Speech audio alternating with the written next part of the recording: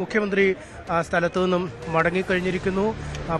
പ്രാദേശിക ഭരണകൂടത്തിലെ ജനപ്രതിനിധികളടക്കം പഞ്ചായത്തിൻ്റെയും ജില്ലാ പഞ്ചായത്തിൻ്റെയും ബ്ലോക്ക് പഞ്ചായത്തിൻ്റെയും അടക്കം ആളുകളാണ് ഇന്നത്തെ ചടങ്ങിൽ പങ്കെടുത്തത്. വലിയ ഒരു ആഘോഷത്തിൻ്റെ സുദിനമായി മാറിയിരിക്കുന്നു.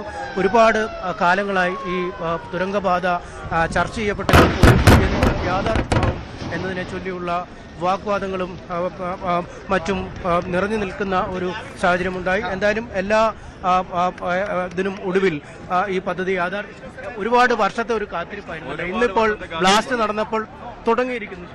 അതിയായ സന്തോഷമാണ്. കേരളത്തിലെ സാധാരണ മനുഷ്യൻ, പ്രത്യേകിച്ച് മലയോര മേഖല മനുഷ്യർ സ്വപ്നം പോലും കാണാത്ത ഒരു പദ്ധതിക്കാണ് LDF ഗവൺമെന്റിന്റെ ഇച്ഛാശക്തി കൊണ്ട് ഈ പ്രവർത്തനം പൂർത്തിയായിരിക്കുന്നത്. വലിയ സന്തോഷത്തിലാണ് മലയോര ജനതയാകേണ്ടത്. ഇത് വളരെ തുച്ഛമായ സമയത്തിനുള്ളിൽ എത്താൻ കഴിയുന്നു എന്ന് പറഞ്ഞാൽ നമുക്കറിയാം.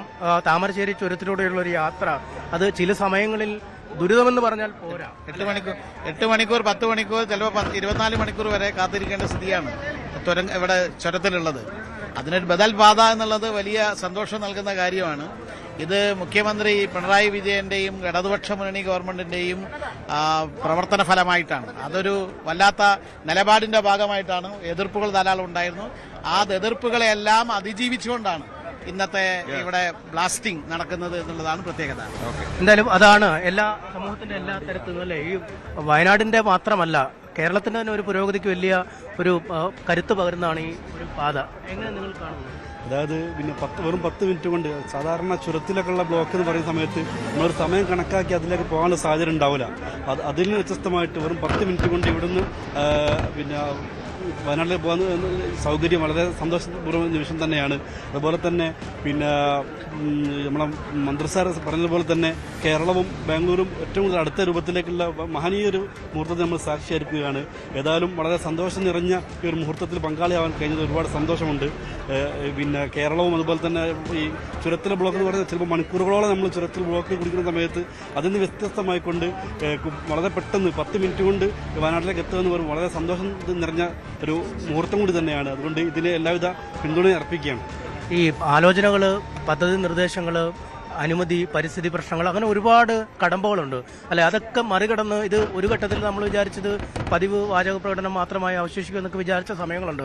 പക്ഷേ ബ്ലാസ്റ്റ് നടക്കുന്നു, കൊങ്കൺ റെയിൽവേക്കാർ ഇവിടെ തമ്പടിക്കുന്നു, ജീവനക്കാരെത്തിയിരിക്കുന്നു. ഇനിയിപ്പം അനിശ്ചിതമായ പ്രവർത്തനങ്ങൾ നടക്കും. അതാണ് മറ്റൊരാശ്വാസം. അതായത് കേന്ദ്ര പരിസ്ഥിതി വകുപ്പിന്റെ ക്ലിയറൻസ് കഴിഞ്ഞ ആഴ്ചയാണ് സെക്കൻഡ് ക്ലിയറൻസ് കിട്ടിയതോടെ തന്നെ അതിന്റെ എല്ലാ കാര്യങ്ങളും പൂർണ്ണമായിട്ടും ഒരു സുരക്ഷാ സംവിധാനത്തിലൂടെ തന്നെയാണ് ഇതിന്റെ എല്ലാ വിഷയങ്ങളും മനസ്സിലാക്കുന്നത്. അതുപോലെ തന്നെ അമേരിക്കൻ നിർമ്മിതമായ ഉപകരണങ്ങൾ കൊണ്ടാണ് ഇത് തീർത്തും പ്രകൃതിക്ക് ഒരു കോട്ടം വരുത്താത്ത രൂപത്തിലാണ് ഇതിന്റെ പ്രവർത്തനങ്ങൾ മുന്നോട്ട് പോകുക എന്ന രൂപത്തിലാണ് അനുമാനിക്കുന്നത്. തീർച്ചയായും സാധാരണ ഒരു പദ്ധതിയൊക്കെ വരുമ്പോൾ വലിയ എതിർപ്പുകൾ പ്രാദേശിക തലത്തിൽ നിന്ന് ഉയരും. കാരണം പ്രകൃതിക്ക് അത് എത്രമേൽ ദോഷം സൃഷ്ടിക്കും, പരിസ്ഥിതിക്ക് മേൽ എത്ര വലിയ ആഘാതം സൃഷ്ടിക്കും എന്നടക്കമുള്ള ഒരുപാട് ആശങ്കകളൊക്കെ വരാറുണ്ട്. പക്ഷേ ഇവിടെ നമ്മൾ കാണുന്ന നാട്ടുകാർക്കൊക്കെ അവർ വലിയ തോതിൽ ഇതിനെ സ്വാഗതം ചെയ്യുന്നു. കാരണം പരിസ്ഥിതിക്ക് ഇത് വലിയ ആഘാതം വരുത്തില്ല എന്ന അധികൃതരുടെ വാക്കുകളെ ജനം പൂർണ്ണമായി വിശ്വസിക്കുന്നു. 22 മീറ്റർ വരെയുള്ള ആഴത്തിലുള്ള പാറയാണ് ഈ ബ്ലാസ്റ്റിങ്ങിന് അല്ലെങ്കിൽ ഈ ടണൽ നിർമ്മാണത്തിന് ഏറ്റവും അനുയോജ്യം. പക്ഷേ ഈ വയനാട് തുരങ്കപാതയെ സംബന്ധിച്ചിടത്തോളം പലയിടത്തും ഏതാണ്ട് 300 മീറ്ററിലധികം ആഴം പാറയ്ക്കുണ്ട്. അതുകൊണ്ട് പരിസ്ഥിതിക്ക് മേൽ യാതൊരു ആഘാതവും ഈ ടണൽ നിർമ്മാണം ഏൽപ്പിക്കുന്നില്ല എന്നാണ് ഈ രംഗത്തെ വിദഗ്ധരായ ആളുകൾ നേരത്തെ വ്യക്തമാക്കിയത്. ഒപ്പം എല്ലാ തരത്തിലുമുള്ള ക്ലിയറൻസുകൾ ഈ പദ്ധതിയുമായി ബന്ധപ്പെട്ട് ലഭിക്കുകയും ചെയ്തതാണ്. എന്തായാലും അങ്ങേയറ്റം ആശ്വാസകരമായ ഒരു പദ്ധതി എന്നാണ് പറയാൻ കഴിയുന്നത്. എങ്ങനെ കാണുന്നു ഈ പദ്ധതി?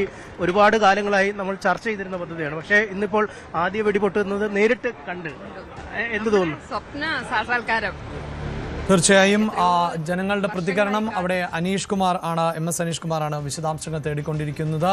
വലിയ സന്തോഷത്തിൽ തന്നെയാണ്. ഒരു സ്വപ്ന സാക്ഷാത്കാരത്തിലേക്കുള്ള യാത്രയുടെ തുടക്കമായി ഇത് മാറുകയാണ്. പ്രത്യേകിച്ച് താമരശ്ശേരി ചുരം വഴിയുള്ള യാത്ര ഒഴിവാക്കി 35 കിലോമീറ്റർ ലാഭിക്കാൻ ഈ തുരങ്കപാതയിലൂടെ സാധിക്കും.